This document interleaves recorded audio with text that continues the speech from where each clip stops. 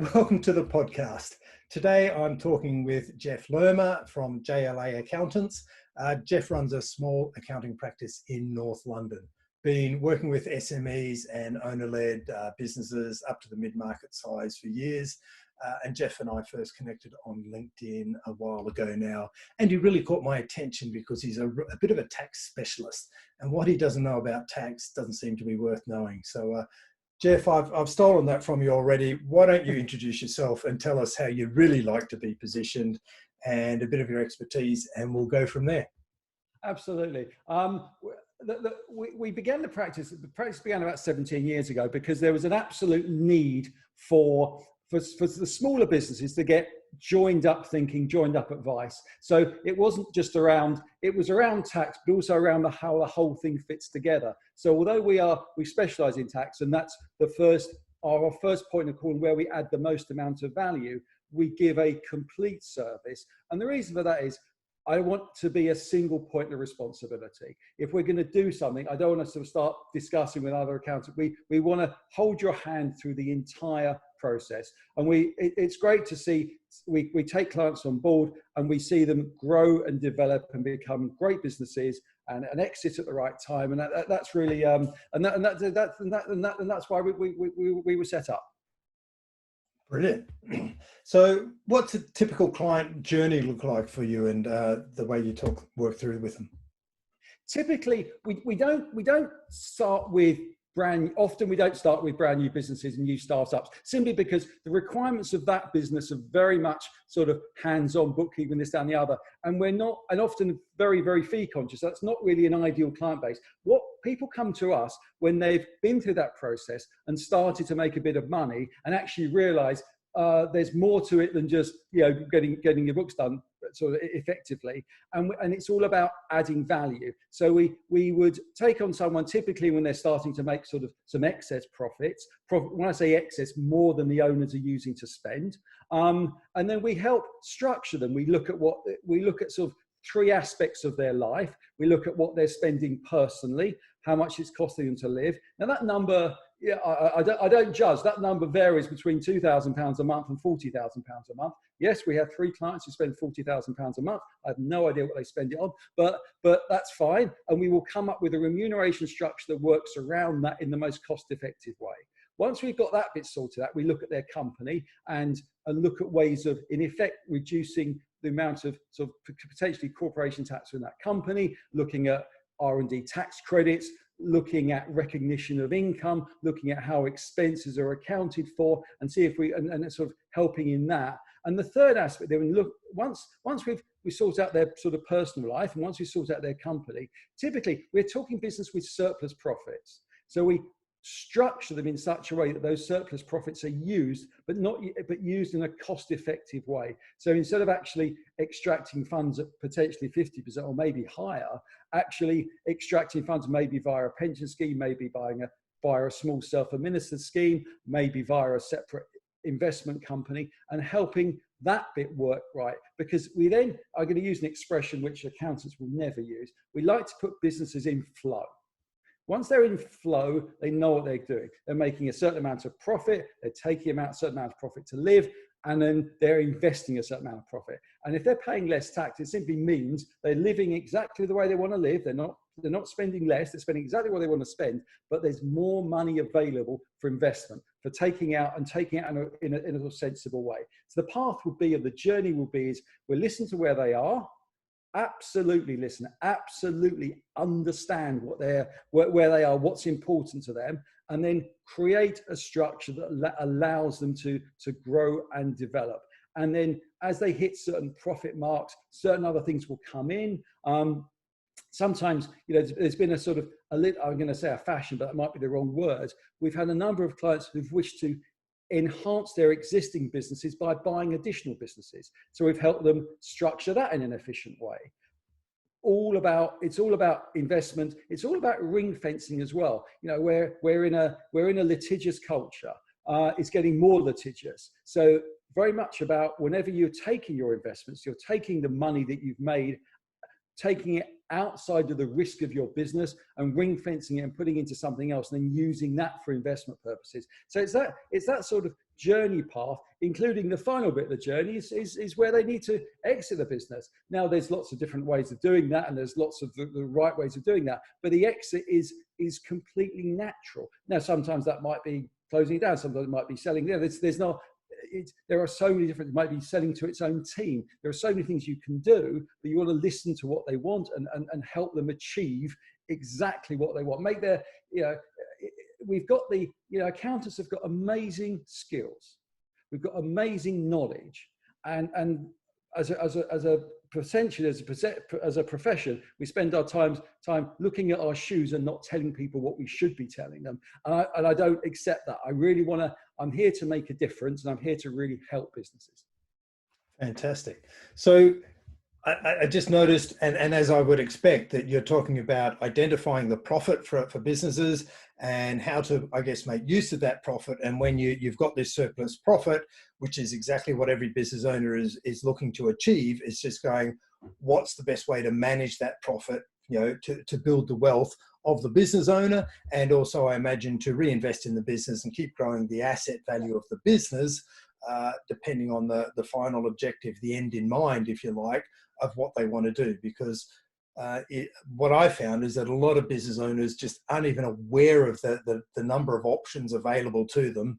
They learn, they start their business, they learn how to run a business, they learn how to grow a business, and they get off the tools, so to speak. They stop being the expert in their profession and they learn how to run a business.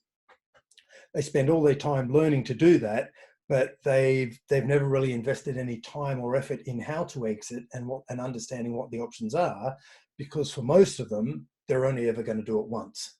And it's so far off, they're often just not thinking about it.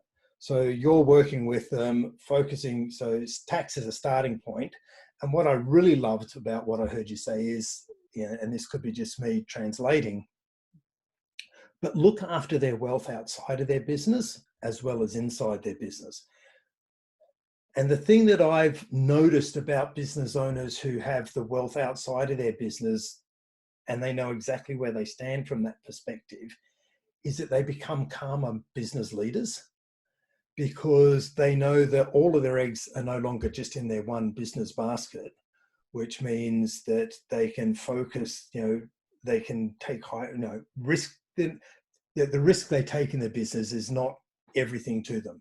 It is just a calculated, measured risk, and they can do it without emotion and fear. And they can make that risk assessment objectively, and they just become better leaders in their business. Absolutely. When that pressure's taken on, so they make certain investments, and I say maybe they're spending, I'll pick a number, £10,000 a month. When they've removed enough, and then when they've created enough independent assets that are giving them that amount of income, they've in effect reached financial independence. They're then running their business because they want to run their business. They're doing it how they want to do it, and suddenly their mindset changes. In fact, often they just want to, they enjoy it more because there isn't a risk about it. Because if that doesn't work, it doesn't matter, because they've got safe income coming in anyway. And Yep. it makes them better business leaders, and actually just makes them happier, because you're once you've got that financial independence, that's what everybody wants. Absolutely. And they're doing it. It's, there's a saying out there that it's not about the money. It's never about the money. And when you see that transition, they start, and it's about the money to begin with, because the money, they've just got to have the money to cover all their responsibilities. But once that's clear, you can see that they're back engaged and they're focused on their vision. They can become cause driven, but they're focused on the job they're doing, and they're getting the satisfaction out of doing it and learning and growing as individuals. When you see a business at that stage of evolution, I personally find it satisfying the most, because you can have the most impact on them, and you learn a lot from those people as well. Absolutely. It's about, and I was talking to somebody, a rich list chap, and it's always about the journey. It's not about the destination. It's the journey. It's the fun getting there. It's making those decisions. But when you've got your risk, you've got your back covered. Isn't it? It's one of those sayings. What could you achieve if you know you couldn't go wrong? And it's like that, isn't it? Because you can't go wrong because you're already covered. So it absolutely just frees people up. And what we do is allow people to be in a position of financial independence earlier, because if we can by reducing their tax rate, it allows more savings to be generated, which puts them into that position quicker. So it's a really, we are absolutely adding massive value to people, not just from a financial point of view, which is that, but also from a sort of mental freedom point of view. Peace of mind. Yeah, absolutely. Yeah. So Jeff, in the clients you're working with, what are the problems that you see coming up again and again and again that you're constantly solving, and I guess you've become, second nature to you guys, solving all the time?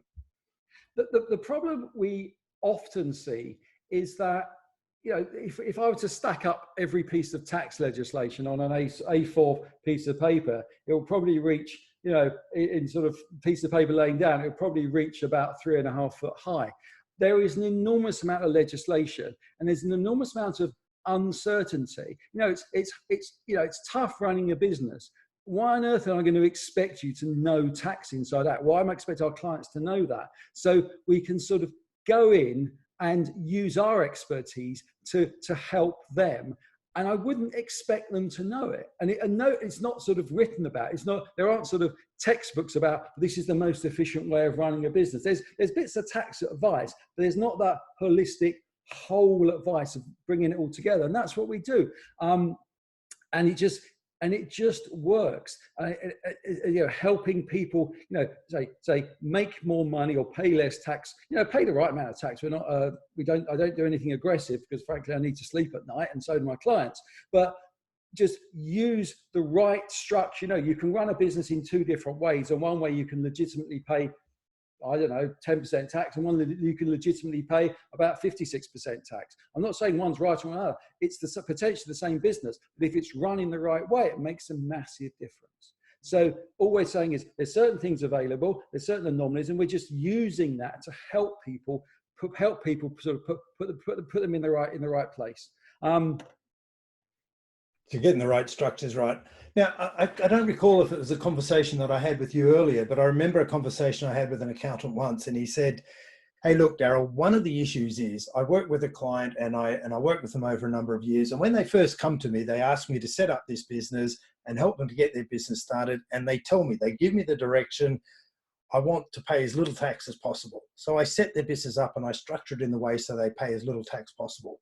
Now, some of them, as they're going through and growing their business, they invest and they realize that their mindset shifts from, I'm no longer just making an income. I can see that my business is an asset and my business has value. I need to change the brief I gave my accountant, and I need to start, thinking of this as an asset. How do I make this an asset, rather than a tax effective structure?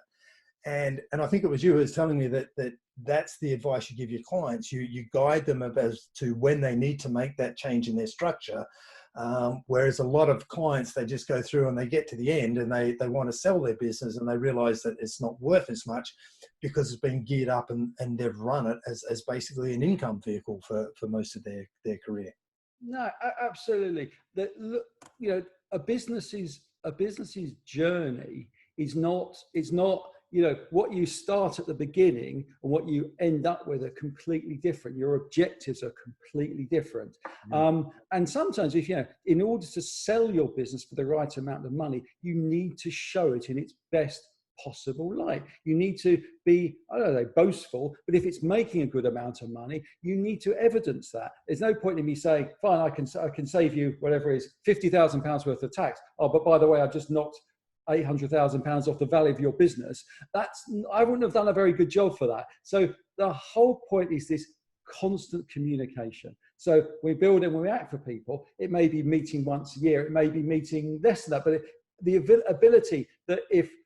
ability to chat. Other clients we see regularly. Sometimes we see clients each month, sometimes each quarter, listening to what they're doing and structuring them right. And that structure changes constantly. There isn't there isn't a one size fits all, and there isn't a one size fits all for the company forever. That will be ridiculously naive. What we need to do, and what we do in our quotations, is budget that, because you need to be able to have that thinking time. So we have, for each client, clients wouldn't be aware of this, we have a specific tax plan. Now that's held on a particular database, so we know exactly what we're doing, and by constant communication, that plan gets adapted. Now, if there's a business for sale, there are always certain expenses the business incurs that are, despite the fact they're business deduction, which they absolutely are, a new acquirer wouldn't need to spend that money. So it may well be they're typically taking people for a box of Arsenal, whatever it's going to be. Now that's fine. It's a business deduction, or it's a business expense anyway. That's fine, but a new acquirer wouldn't need to do that. So we would always have a sort of, at least we could take it from the nominal ledger what those expenses are. So from any add back calculation, we can go back years and say, actually, the reported profit was this, the actual profit is this, but simply because that's how the owners chose to spend the money. And it's all, there's nothing, the fact is I figure that's an entertainment expense. Maybe think about a pension cost. It may well be, the owners are consistently taking out £100,000 a year pension contribution. It's absolutely fine, but we need to isolate that. Yeah. That needs to be shown. So from any add back schedule, we need to show that. When the important thing is to sell the business, that's not always the objective. Well, you know that objective when you talk to people. Yeah. Sometimes it's an objective to take the business on to the next generation, or to systemize it, or make it work properly. Businesses that aren't well organized are quite stressful to operate. You don't really know what you're doing. You don't know what the challenges are, and everything is new and everything is random, rather than actually using a consistent approach. I know that's exactly what you do to help people with that. And it's a massively important thing to do, because you're adding value to the business, and you're just also reducing the stress of their business. Because and I think you've told me that once you've been through your process with them, they actually fall back in love with their business. This business that was completely onerous and horrible, and actually, I've got a really good business here. Now that's fantastic. Going through the process with you, whatever. It does make people fall back in love with their business, and sometimes you have the opportunity to say, with one of our clients, we were looking to exit, and we realised actually the right thing wasn't. We weren't going to get proper value on a trade sale. There was various reasons why that wasn't going to happen, but the recruitment of a right managing director was exactly what that business needed, and actually that business has gone from strength to strength by recruiting that at the right time. Now, X number of years later, actually that makes their business saleable, because suddenly the owners aren't running it. That's much more powerful. But also they make a decision, actually, is it worth keeping? Because the amount of money they're making for a fairly modest return. Now, they're still chairman, they're still making sure the business goes in the right direction, so it's not zero effort. I really dislike the word passive. There's a lot of sort of people write about passive income is good. I don't think there's any such thing as passive income. Even if you've got money in a building society account, it's not passive. You still want to make sure the building society is safe. You haven't got more than whatever it is, 85,000 in it, that you haven't. You're getting the highest rate of interest, but I don't think there's anything passive about what we do, because I think that puts a degree of onus away from us. And I think we need to be responsible for our stuff, but actually doesn't mean to be an enormous amount of time. We just need to be on it. Yeah. So you're doing it behind the scenes. You're not passive, and and it's planned and thought through. So it's proactive, just behind the scenes. I think you're saying, brilliant. So you're working with business owners, you're guiding them through their journey, you're working with them to make sure their structures are evolving as they grow their business, and they're still congruent or aligned to their end in mind, their goal, their vision.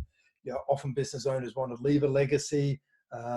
So what are some of the biggest mistakes that you've seen business owners make? And business owners are all pretty similar, and as much as we all like to think our businesses are unique, I'll bet you see a whole lot of common mistakes that they all make. Yeah, the biggest mistakes are probably around they've made a decision to do something, whatever that is, take their money and build a property portfolio, whatever it's going to be. They made a decision to do that, and they've acquired the knowledge to do it, but they haven't looked at the tax issues associated with it. So we can help somebody build a portfolio, but if we create it in a way that is structured, that is, although it's controlled, it's outside of their estate for inheritance tax purposes, that makes a massive difference. So if someone's got I'll pick a number, they've got a £1 million portfolio, structured incorrectly, they're leaving the people in their will with a £400,000 liability. Structured correctly, that liability might be £200. So the mistakes are sort of not, sort of say from our point of view, sort of ignoring tax or not thinking about tax. Is a big one. As far as sort of other mistakes businesses make, I think it's around themselves, and people find it massively challenging if they're working with a business coach or working with someone like that. Sometimes I just cannot. I say persuade is the wrong word. I want clients to do it because it's the right thing for them to do, but sometimes they regard it as it's questioning their abilities to work with someone, and it's so wrong. You know, there is nothing wrong with getting sensible advice from people that know what they're doing, and it doesn't mean they're running a bad business. All it means is they're getting advice on specific areas, which, if we come in, it will be getting the tax right or getting the structure right. It's absolutely fine to do that, or go to, I've got a business coach. That's really important to me.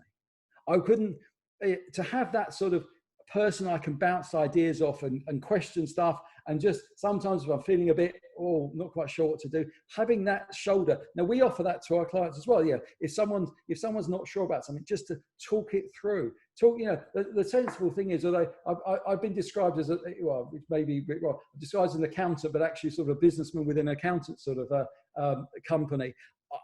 I've seen a lot of stuff before. And if I haven't seen it before personally, I've come across clients that have. We look after 600 clients. There's not much that's new. And spending time just saying, well, actually, Jeff, I'm thinking about doing this. Or I'm thinking about that. What do you think? Getting that sort of just stopping a little bit and saying, and getting that advice, I think, is probably the biggest mistake people do. Because sometimes trying to unwind something afterwards, if I'm trying to unwind a personal tax portfolio, a property portfolio, that's a massive challenge. If it was structured right, actually, it wouldn't be part of their estate assets anyway. So it's that sort of the biggest mistake I say is not talking things through with your, the people that influence you, talking it through with bright people, and don't regard that as a weakness, regard it as a strength to get that advice. Yeah. So the biggest mistake is they're just not getting advice, or they're just not getting it early enough. So from the position of expertise as the accountant for the business, in an ideal world, what sort of time frame would you like to get when one of your clients is thinking, you know what, Jeff, I'm thinking I want to sell my business, I want to get out. What sort of time frame or advance notice would you ideally love to get? I think we need, in an ideal world, I think we need probably 3 years worth of figures to get things in the right position, especially if people have been running maybe I'm going to use the term lifestyle or business that's been around then, and actually trying to show its value. Because anyone can show anything for one set of accounts, and it's always going to lead a bit of sort of skepticism about, 1 year you show profits of £50,000 and next year you're showing £400,000. Then you want to sell on that multiple. It's going to be a little bit, it would make me feel suspicious, and I think it might probably other people as well. But once you've got a 3-year trend of that, you've actually got something that's really solid. And you can't fix the figures for 3 years. It's in 1 year there's variation, you move things around, but over a 3-year period, it's going to be very solid. And you've created something you can show that goes as part of a sales memorandum or is produced properly, that makes a really big difference. Yeah, 3 years shows some level of consistency and therefore reliability. And if we've got a pattern over the last 3 years, it's so much more likely that your forecast, and if they're in line with that history, that they're going to be accurate. Yeah. Which which means you'll get the price. You know, there'll be no chipping away at the price, and you know, well, not for that reason anyway. That's right. And also I found with private you find it's not about, I was talking to a client just before, I was at 1 o'clock speaking to someone today. And he was selling his company, it's fine. The person's sort of a bit mucking about a little bit. And suddenly we've got a second person interested. And that is just the key, isn't it? And suddenly, right, we've got a bit of competition. It's like, okay, fine, we can now start playing. We're going to increase the value of that business by probably 30% now, because we've got, and it's all to do with the fact the original purchaser was just mucking about under COVID, making a whole load of excuses about why they're not doing stuff. And oh yeah, we want to buy you, but just like dragging the heels. And this other purchaser's come out, and it's just an amazing opportunity. And my client goes, "This is just fantastic. I'm really happy about this." And so the competition stuff is really important, I think. Yeah, absolutely. Competitive tension's always healthy, regardless of scenario. Yeah. Alrighty. So JLA, have you got anything that you guys do specifically where you feel that you've got something special that clients like about the way you do things? I think I'm gonna give a little tip here, if that's right, about one of the things that we've done we've only done it for a couple of clients, but it's made a massive difference, and it's the simplest thing. A set of statutory accounts is a legal document. It comes in and it's typed, whatever it is. It goes to the company's house, and it's a very dull document. What we've done with a couple of clients is actually say, it suggests they take those accounts, and then they just take that to a graphic designer, and they actually produce a chairman's statement, and they produce pictures around it, and they get it laminated, and it looks like a listed PLC set of accounts. You've got everything in there. And I know with that, clients have massively increased the value of their business. For what's it going to cost? I don't know, £750 worth of a bit of design work and a bit of printing work. Suddenly, can you imagine you're going to go, you sell your business, you present 3 sets of accounts that just look like a listed PLC?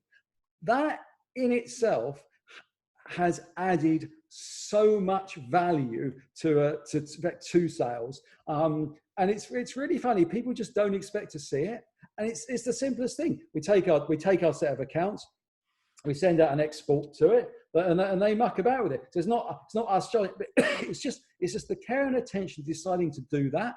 And I think that's, if somebody thinking about selling their business, that is just money well spent. It doesn't need to be us, anyone can do that, but it's just a really simple thing for a few £100 that I absolutely believe adds so many times in value. The fact that the person who owns that business has taken the time to write a chairman's report, to get what I'm thinking about, where I'm taking the business. It's just brilliant. But it's brilliant, but it's simple, and it's not a big effort. So that's not necessarily a JLA thing, but that's something that we've helped clients with. As far as our point of view, what's sort of special, or what we do, I think it's a matter of, we would always budget time to work with people and constantly look at what they're doing, because it's really it's wrong. We're not going to give the best value if we just sort of do something at the beginning and don't look at it again. And we need to budget time in for that. That doesn't mean we're horrendously expensive, because we're not, but we're going to be more expensive than someone that doesn't budget that time in. And also I'm probably I've reached this sort of stage in my life that I like to, if I'm thinking about something that's right, and I'm going to tell someone I think that's the right thing to do.